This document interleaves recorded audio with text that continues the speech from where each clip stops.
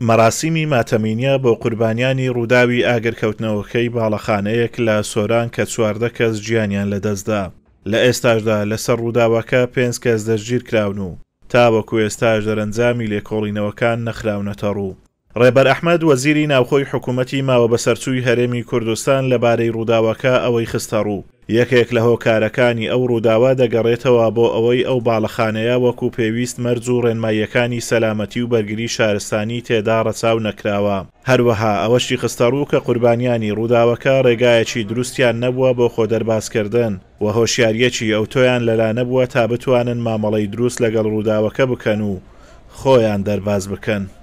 ڕەنگە یەکێک لە هۆکارەکانی ئەم کارەساتە ئەوە بێتن لە باڵەخانەکە ڕێنمایی سەلامەتی نەبووە و کەسێک لەوانەی کە لەوێ بوونە ڕەنگە هەر نەیانزانی بتن دەرگای خۆڕزگارکردن لەکوێ.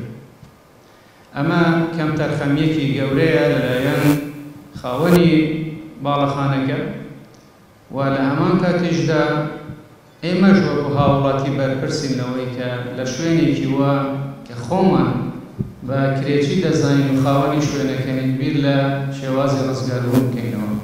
بەداخەوە ئەوانەی کە تووشی ئەو کارەساتە بوون ڕێگایەکی دەرچوونی دروستیان لە پێشدەم نەبووە و وشیاریەکی ئەوتۆشیان لەلا نەبووە کە بتوانن خۆیان ڕزگار بکەن و مامەڵە بکەن لەگەڵ ڕووداوەکە.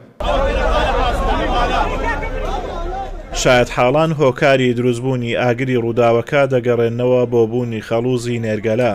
لێژنەی لێکۆڵینەوەش تاوەکو ئێستا هیچ زانیاریەکی لەو بارەیەوە نەخستۆتە ڕوو. هاوکات سەرپەرشتیاری ئیدارەی سربەخۆی سۆران ڕایگەیاند لە هەر شوێنێک کەم تەرخەمی بەدی بکرێت ئەوە کەم تەرخەمان سزا دەدرێن و دەبێت وەڵامی ئەو پرسیارانە بدرێتەوە کە لای هاوڵاتیان دروست بووە. وتیشی لێژنە پێکهێنراوە تا بەدواداچوون بۆ سەرجەم باڵەخانە و بە شەناخۆیەکان بکرێت بۆ ئەوەی ڕێنماییەکان بە تەواوی جێبەجێ بکرێن.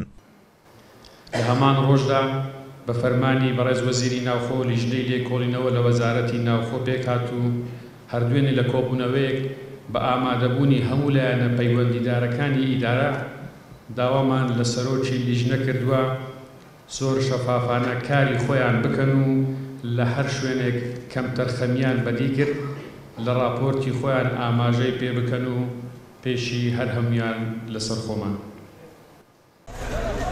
کەوتنەوەی ئەو ڕێژە قوربانیە زۆرە لە باڵەخانەیەک لە ئیدارەی سۆران پرسیاری زۆری بە دوای خۆی داهێناوە. لە کاتێکدا قوربانیان لە سەرەتای ڕووداوەکە داوای ڕزگارکردنیان کردووە بەڵام نەتوانراوە ڕزگار بکرێن. هەمووان لە باڵەخانەکە بە دووکەڵی ئاگر خنکاون. سەرەڕای ئەوەش بەرگری شارستانی سۆران کەم و کوڕی زۆریان لە پێداویستی ڕزگارکردن هەیە لە کاتی ڕووداوەکان. ئەمە وێنەی ئەو چواردە هاوڵاتیەیە کە لە ڕووداوی ئاگرکەوتنەوەکەی سۆران لە باڵەخانەیەک بوونە قوربانی. ئەمڕۆ کە سوکاری ئەم هاوڵاتیانە داواکارن کەوا لە ماوەیەکی زوودا لێژنە دەرەنجام بۆ هاوڵاتیان بخاتە ڕوو و کەم تەرخەمانیش سزا بدەن. ئازاد ومەراوی کەناڵی ئاسمانی پەیام، ئیدارەی سربەخۆی سۆران.